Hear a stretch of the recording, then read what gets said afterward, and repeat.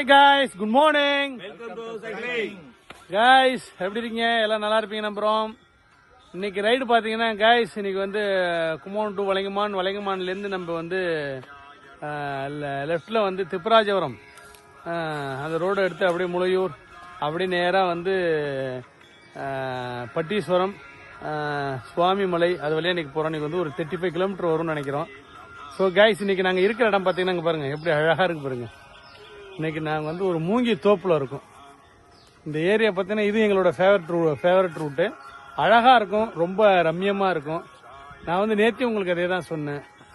மனசையும் உடம்பையும் ஆரோக்கியமா வச்சுக்கணும். எங்க வரணும்? டெல்டா கிளப்புக்கு வரணும்.